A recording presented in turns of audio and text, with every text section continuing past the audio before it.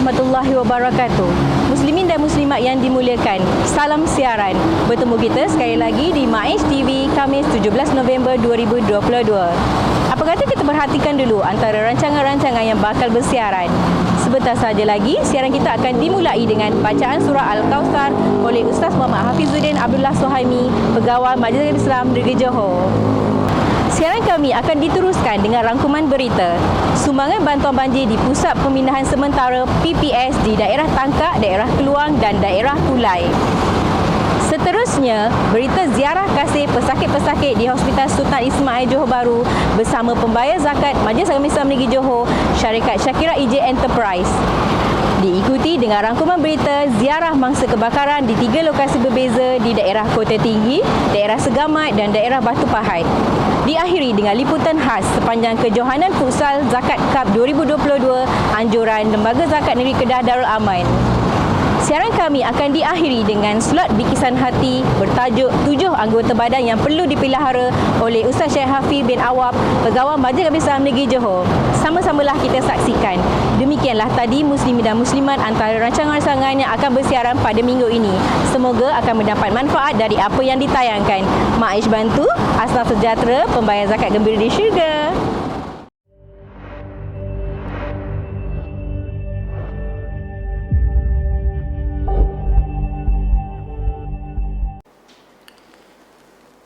Suratul Kawthar. A'udzu billahi minasy syaithanir rajim. Bismillahirrahmanirrahim. Inna a'tainakal kautsar. Fashalli li rabbika wanhar. Inna syani'aka huwal abtar. Sadaqallahul azim.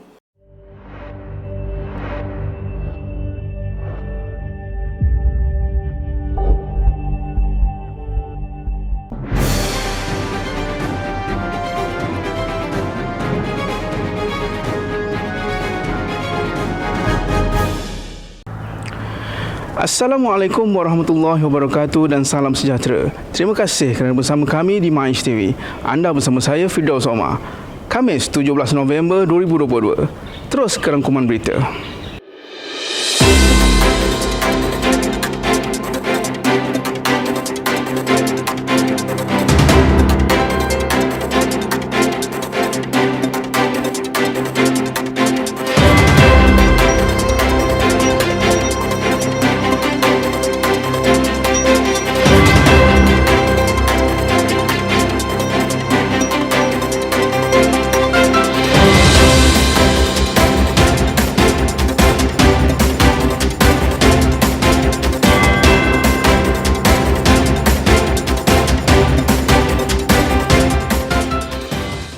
Isnin 14 November 2022, Majlis Agama Islam Negeri Johor telah menyampaikan sumbangan kit kebersihan diri, pek makanan, set ibadah dan wang tunai kepada saudara kita yang telah diuji dengan bencana banjir di 3 daerah iaitu daerah Tangkak, daerah Keluang dan daerah Kulai. Majlis Agama Islam Negeri Johor telah ke pusat pemindahan sementara di daerah-daerah tersebut. Hadir menyerahkan sumbangan Setiausaha Kerajaan Johor Tan Sri Datuk Dr. Haji Azmi Rohani. Hadir bersama Timbalan Setiausaha Kerajaan Johor Bahagian Pengurusan Datuk Haji Muhammad Noh Ibrahim, Ketua Pegawai Eksekutif Majlis Agama Islam Negeri Johor Tuan Haji Ismail Haji Abu, pegawai-pegawai daerah, Amin Baitumal Daerah dan semua pimpinan masyarakat setempat. Terima kasih juga kepada semua agensi pemberi bantuan dan anggota yang terlibat dalam pengurusan banjir iaitu Polis Diraja Malaysia PDRM, Jabatan Kemajuan Masyarakat JKM, Jabatan Sukarelawan Malaysia RELA, Jabatan Pertahanan Awam Malaysia JPAM dan lain-lain. Alhamdulillah, dengan kerjasama Jabatan Kerja Sosial Hospital Sultan Ismail HSI, Majlis Agama Islam Negeri Johor telah hadir menziarahi pesakit-pesakit. Kali ini, Majlis Agama Islam Negeri Johor turut mengundang wakil dari syarikat Syakira EJ Enterprise yang merupakan pembayar zakat Majlis Agama Islam Negeri Johor. Beliau sama-sama menyampaikan sumbangan kepada pesakit. Kami doakan agar pesakit-pesakit segera sembuh dan sabar dengan ujian. Mudah-mudahan dengan kehadiran kami dapat menyuntik sedikit kegembiraan kepada mereka. Turut hadir menyampaikan sumbangan bantuan penolong pengarah agihan zakat Ustaz Muhammad Zakwan Ghazali, penolong pengarah pembangunan asnaf Ustaz Syekh Hafiz Awwab dan eksekutif zakat Ustaz Iqbal Alivi. Isnin 14 November 2022, Majlis Agama Islam Negeri Johor Daerah Kota Tinggi telah menziarahi ke rumah mangsa kebakaran Saudara Muhammad Firdaus bin Osman yang beralamat di nombor 50 Jalan SS 7/1 Taman Sri Saujana, Kota Tinggi, Johor. Kebakaran tersebut telah menyebabkan hampir 50% kerosakan rumah di tingkat atas. Kejadian berlaku pada 13 November 2022 yang lalu, sekitar jam 8.45 pagi, sewaktu mangsa dan anaknya berada di rumah tersebut. Alhamdulillah, tiada kemalangan jiwa yang dilaporkan. Hadir ziarah ke rumah mangsa Amir Bantumal Daerah Kota Tinggi, Ustaz Lokmanul Hakim bersama agensi-agensi kerajaan yang lain bagi menyampaikan sumbangan. Majlis Agama Islam Negeri Johor telah menyumbangkan sebanyak RM1,500 Malaysia bagi meringankan beban. Sementara itu, satu kejadian kebakaran juga turut telah berlaku di sebuah rumah berlokasi di Felda Muakil Segamat. Majlis Agama Islam Negeri Johor Daerah Segamat melalui Amin Baitumal Daerah Segamat Ustaz Khairul Hanwar telah menziarahi ke rumah mangsa kebakaran. Sebanyak RM3,000 Malaysia telah disumbangkan kepada mangsa kebakaran bagi mengurangkan beban tanggungan untuk membaki semula rumahnya. Mangsa kebakaran bersama anaknya kini menumpang sementara di balai raya berdekatan. Kebakaran yang berlaku sekitar jam 4 pagi dipercayai berpunca daripada lintas pintas. Jeritan jiran sebelah rumah mengejutkan tuan rumah yang sedang tidur ketika api sudah pun marak. Walaupun kehilangan banyak harta, namun tuan rumah bersyukur kerana tiada kemalangan jiwa yang berlaku. Satu lagi kejadian kebakaran telah berlaku di daerah Batu Pahat. 4 sekeluarga tinggal sehelai sepinggang selepas rumah mereka terbakar di Kampung Parit Mahang, Senggarang. Kira-kira jam 12.20 tengah hari 14 November 2022. Ketika kejadian, mangsa Dor Rasul Ahim 72 dan isteri Maria Asma 68 berada di rumah manakala anak serta menantunya keluar bekerja. Isteri mangsa turut cedera dan melecur di bahagian tangan dan tapak kaki akibat terkena api ketika cuba menyelamatkan diri. Kebakaran membabitkan dan memusnahkan 90% kediaman, termasuk sebuah motosikal, peralatan elektrik, dokumen penting, perabot, wang tunai dan barang kemas turut hangus terbakar. Kerugian dianggarkan kira-kira RM100,000 Malaysia. Mangsa menumpang di rumah saudara yang berdekatan buat sementara waktu. Majlis Agama Islam Negeri Johor melalui Amin Baitumal Daerah Batu Pahat, Ustaz Siddiq Maidin Kuti hadir menyerahkan sumbangan bantuan bakul makanan dan wang tunai RM2,000 Malaysia. Mangsa mengucapkan syukur kerana tiada kehilangan nyawa dan reda dengan ketentuan Allah atas musibah serta menganggap kejadian berkenaan memberi hikmah kepada mereka sekeluarga. Sabtu 12 November 2022, satu kejohanan futsal Zakat Cup anjuran Lembaga Zakat Negeri Kedah Darul Aman telah diadakan di Futsal Titi Gajah Alustar Kedah. Sebanyak 12 pasukan mewakili negeri dari kalangan agensi yang mengeluarkan zakat turut bertanding. Pasukan Majlis Agama Islam Negeri Johor telah diundi dalam kumpulan A bersama-sama Majlis Agama Islam Negeri Sembilan, Lembaga Zakat Negeri Kedah Darul Aman, Majlis Agama Islam Sabah, Majlis Agama Islam dan Adat Melayu Terengganu, Majlis Agama Islam dan Adat Melayu Perak. Alhamdulillah, Majlis Agama Islam Negeri Johor telah menjuarai kumpulan A dan sekaligus mara ke peringkat separuh akhir.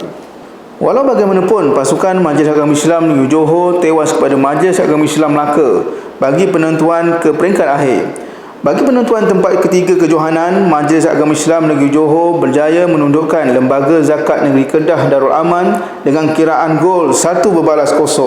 Alhamdulillah, Majlis Agama Islam Negeri Johor mewakili negeri Johor berjaya merangkul tempat ketiga kejohanan Zakat Cup 2022. Syabas diucapkan kepada tim futsal Majlis Agama Islam Negeri Johor.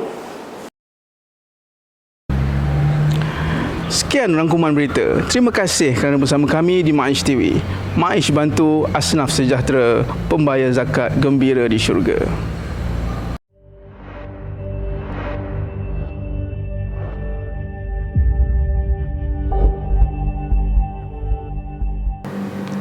Assalamualaikum warahmatullahi wabarakatuh. Alhamdulillah, Alhamdulillahirabbil alamin wassalatu wassalamu ala asyrafil anbiya'i wal mursalin wa ala alihi wa sahbihi ajma'in, amma ba'. Alhamdulillah, sidang penonton TV MAIS TV yang dirahmati Allah sekalian, bertemu lagi kita dalam slot pada kali ini, iaitu dalam slot bicara hati. Dan seperti mana kita telah membicarakan sebelum daripada ini, iaitu kita membaca kitab karangan Imam Hujjatul Islam Imamul Ghazali rahimahullah, iaitu kitabnya Bidayatul Hidayah.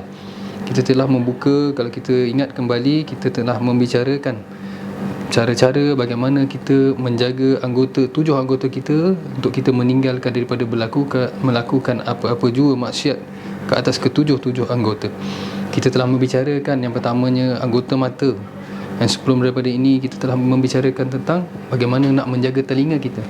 Jadi pada hari ini kita sambung kembali bacaan kita, iaitu bagaimana kita nak menjaga lidah kita. Tuan-tuan yang dirahmati Allah Subhanahu wa taala, Imam Ghazali rahimahullah menyatakan bahawa Allah Subhanahu wa taala telah menciptakan bagimu akan lidah supaya engkau dapat berzikir dengannya. Tuan-tuan yang dirahmati Allah, Allah telah menciptakan lidah kita ini untuk kita gunakan. Yang pertama dikatakan oleh Imam Ghazali, iaitu dengan untuk kita berzikir kepada Allah Subhanahu wa taala. Kita perlu dalam kehidupan seharian kita, tuan-tuan yang dirahmati Allah, kita memperbanyakkan berzikir kepada Allah. Kita mencari ruang waktu untuk kita banyakkan berzikir kepada Allah. Surah Ar-Ra'd ayat 28, ala bizikrillahi tatmainnul qulub. Sesungguhnya ketahuilah kamu, dengan berzikir kepada Allah hati-hati itu akan menjadi tenang. Hari ini kehidupan kita rasa gundah gulana, resah dan gelisah. Berbagai ujian dan cabaran yang kita hadapi dalam kehidupan kita pada hari ini kadang-kadang membuatkan hati dan jiwa kita tidak tenang. Jadi gunakanlah lidah kita, tuan-tuan yang dirahmati Allah, untuk kita banyak berzikir kepada Allah. Carilah ruang yang mana kita tidak tinggal untuk melakukan solat 5 waktu. Kalau di akhir-akhir solat itu, janganlah kita bangun selepas solat kita terus bangun. Kita duduk sebentar, barang 5 minit, 10 minit untuk kita berzikir kepada Allah Subhanahu wa taala. Banyak zikir-zikir yang dianjurkan dalam Islam. Kita digalakkan untuk bertasbih, subhanallah, subhanallah, bertahmid, alhamdulillah, alhamdulillah, bertahlil, la ilaha illallah, la ilaha illallah, dan juga beristighfar, astaghfirullah, astaghfirullah, astaghfirullah. Jadi perbanyakkanlah, tuan-tuan, kita berzikir menggunakan lidah yang Allah anugerahkan kepada kita ini untuk mengingati Allah Subhanahu wa taala. Seterusnya, dan supaya engkau dapat membaca Al-Quran. Imam Ghazali kata dengan lidah kita ini seterusnya kita dapat membaca Al-Quran. Ini juga satu kepentingan yang kita perlu tanam dan kita perlu jadualkan, tuan-tuan, dalam diri dan kehidupan seharian kita, supaya kita dapat membaca satu lembaran satu hari pun sudah memadai, sangat memadai. Alhamdulillah, kita kalau di institusi kerajaan kita ada program membudayakan Al-Quran di pagi hari. Kadang-kadang kita sehari, tuan-tuan, kita nak balik rumah pagi, dah keluar bekerja, sampai ke petang balik rumah, kadang-kadang tak sempat nak buka mushaf Al-Quran. Tapi kadang-kadang kat pejabat kita ada program membudayakan Al-Quran. Kita ambil masa dan ruang 10 minit untuk kita duduk bersama-sama, dapat kita menelaah dan membaca Al-Quran, insya-Allah. Dan seterusnya, dan membimbing manusia ke jalan kebenaran supaya engkau dapat melahirkan perasaan dan kehendakmu, baik dalam urusan dunia ataupun urusan akhiratmu. Di sini disebutkan oleh Imam Ghazali, dengan lidah ini maknanya kita menggunakan lidah kita atas urusan dunia dan juga atas urusan akhirat. Dalam kehidupan seharian kita ada terbagi pada dua.